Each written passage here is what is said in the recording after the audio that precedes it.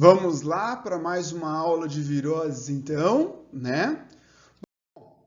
Agora nós vamos para as hepatites virais, tá? Então aqui é o seguinte, primeira coisa, olha, esse termo it aqui, ó, esse termo it, tudo bem? Esse termo it aqui, nossa, ficou uma porcaria isso aqui, beleza? Então, ó, o termo it, ele significa inflamação, beleza?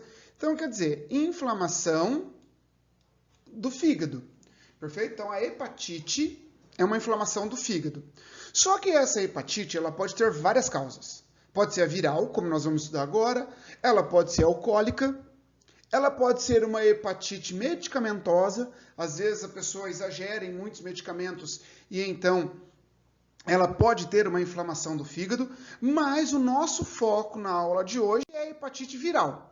Então, o que é a hepatite? A hepatite viral ela é uma inflamação do fígado e que pode ser causada por 5 tipos de vírus. Tecnicamente, os sintomas eles são muito parecidos, beleza? Todos eles incluem febre, todos eles incluem todos os tipos, né? Febre, náuseas, vômito, falta de apetite, porque é o seguinte, tudo que você coloca na boca já volta, beleza? Você não consegue segurar nada. E uma das coisas que é típico aqui é a icterícia, beleza? Como nós vimos lá na febre amarela, o que é a icterícia? A pessoa ela fica com a pele e os olhos amarelos devido ao acúmulo de bilirrubina. Beleza? Devido ao acúmulo de bilirrubina. Então, aqui é um dos casos também que ocorre a deposição, né, do pigmento bilirrubina na pele. Por quê? Porque o fígado e os rins, né, não dão conta. O fígado aqui ele está comprometido, então ele não consegue excretar essa bilirrubina, não consegue metabolizar ela. Perfeito? Tranquilo, então? Então, dos 5 tipos, 3 são principais. Que entra aqui a hepatite A, beleza? Ó, a hepatite A é a mais branda de todas, tudo bem? Ela é transmitida por água ou alimentos contaminados. Essa daqui é um vírus não envelopado, então é transmitido por água e alimentos contaminados. É a forma mais branda. Aí nós temos a hepatite, deixa eu arrumar meu mouse aqui. Aí nós temos a hepatite B, inclusive também tem vacina, perfeito. A hepatite B, ela é causada pelo hepadnavírus e ocorre mais por um contato íntimo com fluidos corporais, beleza? Fluidos corporais e acidentes com agulhas, acidentes com objetos cortantes. Tá? Agora, aqui, ela pode ser considerada uma DST. Ela pode ser transmitida, porque é o seguinte, os sintomas da hepatite B, ela aparece aí depois de algumas semanas que a pessoa contraiu. A pessoa ela vai transmitindo essa doença, porque às vezes ela vem assintomática, beleza? Normalmente, às vezes, são subclínicos aí, né? Assim, os sintomas. E em boa parte das vezes, né? E aí, o que vai acontecer? A pessoa pode transmitir essa doença por meses, tudo bem? A hepatite B por mês ela pode transmitir. E eu queria que você soubesse o seguinte, quando o sintoma dela vem, o sintoma dela acaba sendo mais intenso do que o da hepatite A. E ela tem uma capacidade de cronificação, ou seja, a pessoa pode ficar com sintomas meses, beleza? No caso, sintomas pode durar meses aí.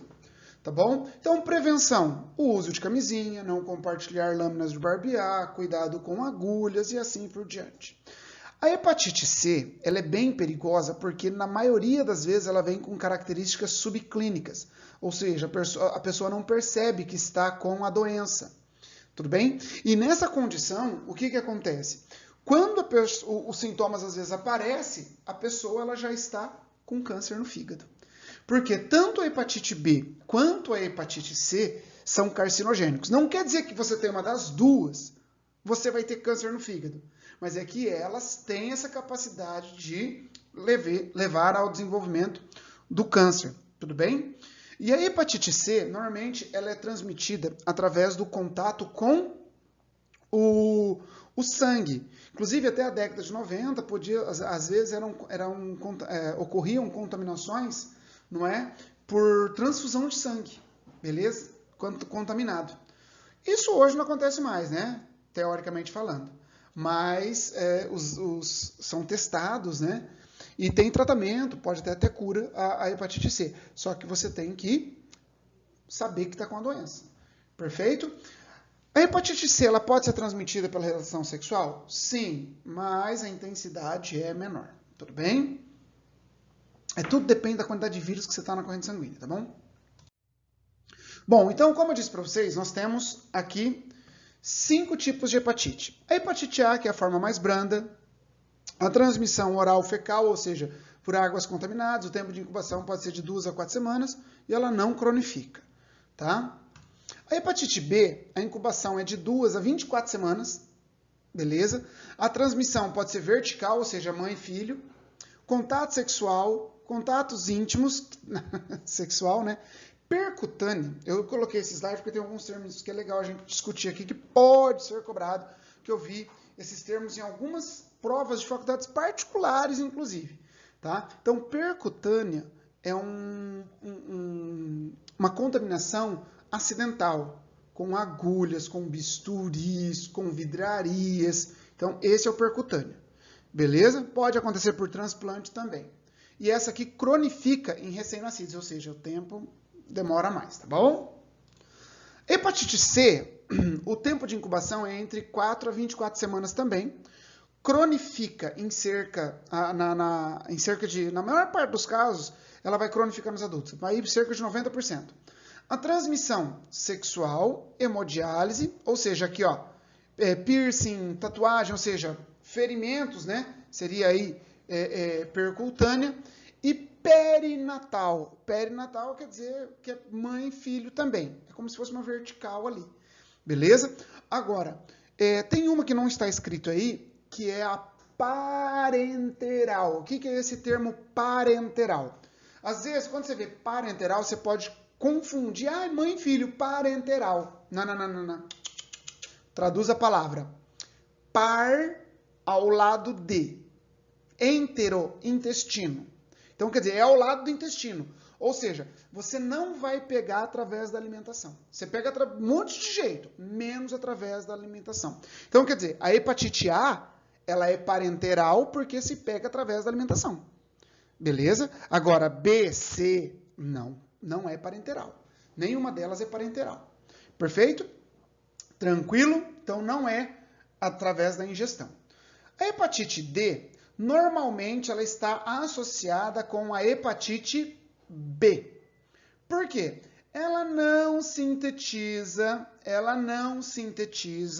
cápsula proteica. Então ela tem que ir meio que de carona com o vírus da hepatite B. Perfeito? E a hepatite E, assim como a A, tá? Ela também é oral, fecal, ela é branda também, tá? Então é bem parecido com a hepatite A. Joinha? Então essas foram as hepatites. Bom, herpes. Em relação a herpes, tá? Cuidado para não confundir com herpes zoster. Herpes zoster é causado pelo vírus da varicela, tá bom? Lembra disso? Então tá bom. O herpes, aqui nós temos o herpes labial e o herpes genital. O herpes labial é causado pelo vírus herpes simplex tipo 1, deixa eu trocar de caneta. O herpes simplex tipo 1, beleza? Ele se caracteriza por causar essas bolhas com feridinhas na região bucal, tá? E você pega quando você compartilha ou você entra em contato com as pessoas com o ferimento. Tá? Então, o que eu preciso que você saiba é que esses vírus da família Herpes viridae, eles têm uma capacidade de ficar em latência no sistema nervoso. Esse cara aqui, ele fica em latência no nervo trigêmeo. O nervo trigêmeo é esse nervo que inerva a face aqui. Então, o vírus, ele vai ficar em latência nessa região aqui. E aí, quando ocorre uma redução na sua imunidade, não é? Por um estresse, as mulheres no período pré-menstrual, é muito comum você olhar agora no período que antecede os vestibulares, os alunos que têm herpes já ficam com a boquinha toda machucada, não é porque reduziu a imunidade. Até mesmo pela exposição intensa ao sol também pode levar a esse desenvolvimento. E então, depois que ele desenvolve, depois que ele é ativado, ele vem e causa a feridinha aqui, ó, na boca. Tudo bem? Às vezes pode causar feridinha aqui próximo ao nariz, às vezes pode causar aqui, tá? Mas normalmente na região bucal aqui. Tá bom? Aí, a prevenção é não entrar em contato com os alimentos, não entrar em contato com as pessoas contaminadas, compartilhar canudinho, dá um golinho desse refrigerante, com a boca machucada, é terrível, né? Mas aí você tem a pomadinha para o tratamento que tem inibidores da proliferação celular. Perfeito? Então tá bom. O herpes genital, a ideia é a mesma, só que as feridas são no aparelho reprodutor, não é? Tanto masculino quanto feminino, tá? E eu não coloquei imagem aqui, se você quiser, você procura lá, tá bom? Aí a ideia aqui é que ele vai ter ele vai ficar latente nos gânglios sacrais, beleza? Que são os gânglios nervosos dessa região. Os gânglios dessa região, ele vai inervar a região do aparelho reprodutor, entre outras, mas é aí que vai sair as feridinhas. Tudo bem? Então, contágio em relação sexual. Tanto o herpes simplex tipo 1 quanto tipo 2 podem atacar tanto a região oral quanto a região genital. Beleza? Tanto um quanto o outro pode atacar a região oral ou genital. Tá? É que o herpes simplex tipo 1 tem preferência pela região oral e o herpes simplex tipo 2 tem a preferência pela região genital. Perfeito? Condiloma acuminado, tá? Que é o famoso HPV, que é o papiloma vírus humano. Papila aqui, ó, faz uma referência a verrugas, perfeito? Então eles formam as verrugas genitais. Antigamente isso aqui o pessoal chamava muito de crista de galo. E a ideia aqui é o seguinte, é que esse vírus ele está associado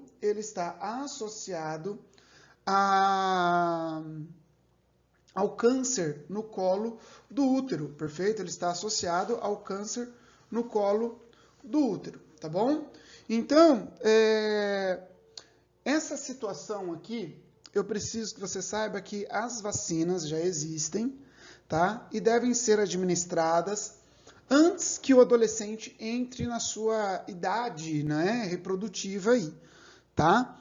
Então, ele está associado a uma grande... Existem vários tipos de HPV, mas os que mais estão relacionados ao câncer no colo do útero é o HPV 16 e o HPV 18. Tudo bem? Tranquilo? Então, eu preciso que vocês saibam dessa situação, tá? Ele está envolvido com o câncer no colo do útero. Então, ó, o HPV e o vírus da hepatite B e hepatite C, eles podem ser considerados vírus carcinogênicos, porque eles podem ser responsáveis pelo desenvolvimento do câncer no colo do útero. Esse câncer no colo do útero, tá? O hepatite B e hepatite C, câncer no fígado. Então, eles são oncogênicos, tá bom? Síndrome respiratória aguda grave ou SARS. Esse cara aqui, o SARS, tá? Síndrome respiratória aguda. Isso aqui é do termo em inglês, tá? Eu preciso que vocês saibam o seguinte aqui. Esse é causado pelo coronavírus, tá? Não é a mesma vertente do coronavírus que nós temos agora, que é o Covid-19, que causou a grande pandemia, perfeito? Mas isso aqui também é lá da região da China, tá? É lá da China também. Por quê? Esse coronavírus que causa o SARS, ele tem como hospedeiro, eu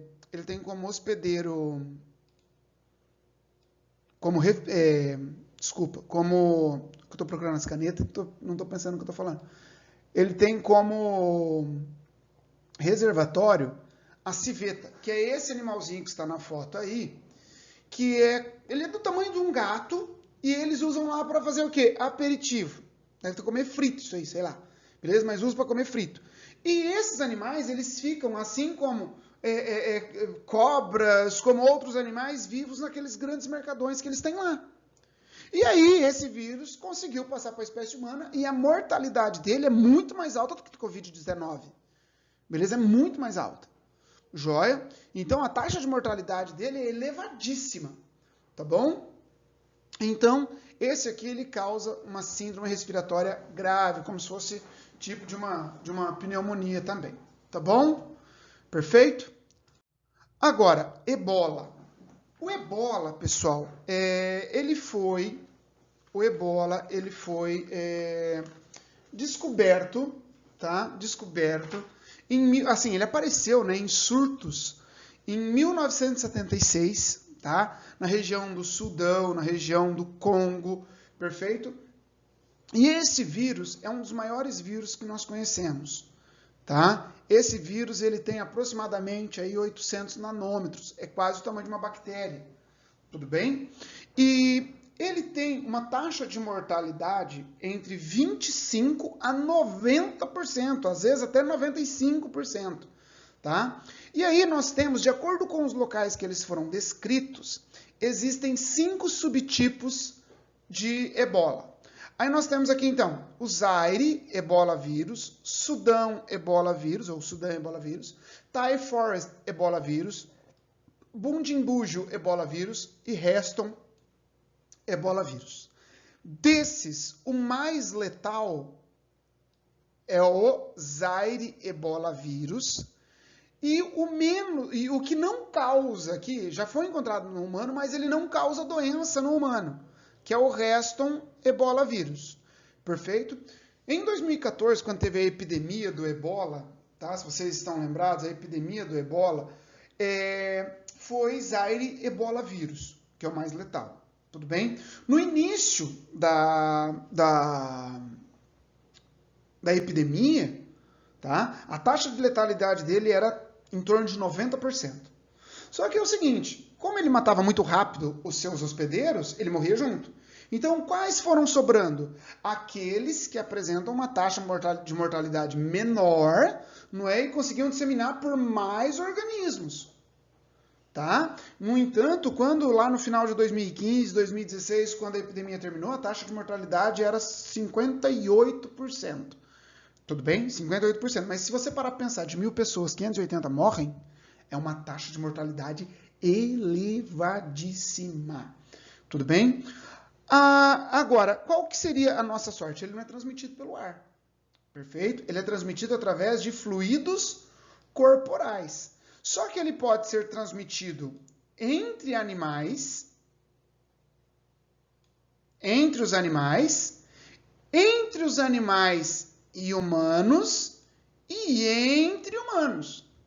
Beleza? Então ele pode ser transmitido entre animais, entre humanos e entre animais e humanos. E a transmissão ela ocorre através dos fluidos corporais, como secreções como catarro, como o sangue, suor, beleza? Foi descrito, mas não foi em muitos casos, mas também foi encontrado no sêmen, tudo bem? Então, o ebola, o grande problema da detecção do ebola é que os sintomas dele, no início, eles são muito parecidos com o da malária, são inespecíficos. Começa com dor de cabeça, começa com febre, beleza? Pode dar vômito, que é tudo muito inespecífico, tá? É muito inespecífico. Aí, qual que é o problema? Aí, na hora que começa a aparecer as erupções cutâneas, são feridas na pele, tá? Começa a aparecer as hemorragias internas e externas. Se você quiser fotos disso, mais uma vez, procure você aí no Google. Tudo bem? Então, o que eu preciso que você saiba? No início, os sintomas eles são muito inespecíficos, perfeito? Mas depois aparecem as hemorragias, que é a parte grave. Qual que é o grande problema? O grande problema é que esse vírus, o grande problema da região, na época da África, é que o vírus ele se torna muito virulento. Vamos fazer um aspas aqui. Virulência é quando um patógeno ele tem uma capacidade, é a capacidade que o patógeno tem de se disseminar. Isso é virulência. Tá? Então, no caso do ebola, ele se torna muito virulento quando o organismo está próximo da morte, algumas horas antes da morte do hospedeiro. Ele se torna extremamente virulento. E até mesmo logo após a morte do indivíduo. E na África, eles têm o hábito, é cultural, os próprios familiares prepararem o corpo para o funeral. Vai lavar, vai trocar. E é aí que a maioria se contaminava. Entendeu? Então, além deles eles terem que lutar com esse problema, tem o problema cultural lá também, que os próprios familiares queriam preparar o corpo para o funeral e eles não podiam fazer isso. Beleza? Tranquilo, então? Então, isso foi um pouquinho sobre o ebola. Agora, prion. Prion não é vírus, pelo amor de Deus. Eu coloquei aqui, normalmente eu coloco aqui e coloco em aula de proteínas. Porque, na verdade, ele não é um vírus, ele é uma proteína enrolada de forma anormal. Isso é o prion. Tá? Então, esse termo prion, que foi instituído pelo Stanley Prusiner, tá? Em 1997, tá? Ele vem de proteína infecciosa, beleza? Proteína infecciosa. Então, aí o certo seria proin, mas pela sonoridade ele preferiu colocar prion, ou para nós aqui, prion, tá? O que chama atenção? Essa proteína, ela tem capacidade de duplicação, é uma proteína, pelo amor de Deus, ó.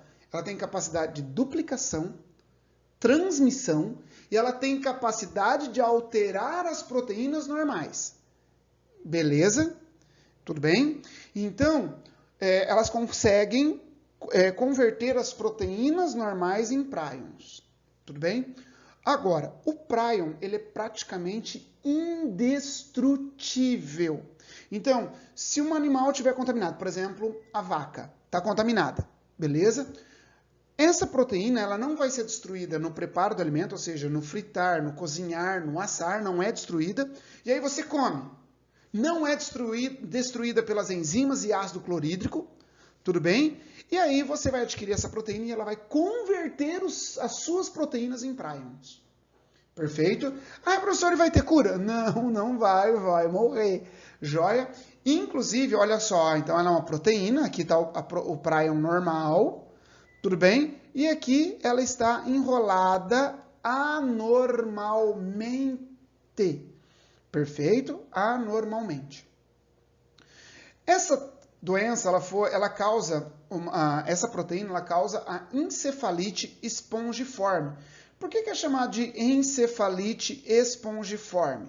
Porque o cérebro ele vai ficar com um aspecto de esponja, todo perfuradinho. Aqui, por exemplo, nós temos um normal e aqui uma encefalite espongiforme que acontece em ovelha, chamado scrapie. Tá? Então aqui, por exemplo, você tem esses buracos. E por que eu coloquei aqui? Porque em 97 causou a doença conhecida como doença da vaca louca, que é uma encefalite espongiforme. Tudo bem? E aí, essa encefalite, ela pode ser de caráter genético, beleza? Transmitível pela genética, ou pode ser transmitida através de alimento contaminado. E aí nós temos alguns subtipos. Por exemplo, scrapie é uma encefalite espongiforme em ovinos. Esse scrapie vem do inglês, que significa lutar. Por quê?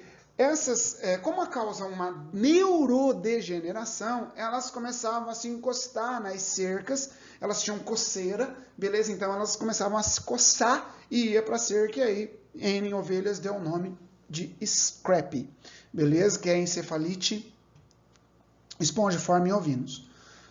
Aí tem uma doença chamada de doença de Creutzfeldt-Jakob. Creutzfeldt-Jakob, que é uma encefalite espongiforme. Ela pode ser transmitível pelo alimento ou pode ser pode ser causado por uma alteração genética. Ou seja, a pessoa recebe os genes recessivos e aí ela tem. Quando é genético, normalmente isso vai se desenvolver quando a pessoa tem entre 50 e 60 anos.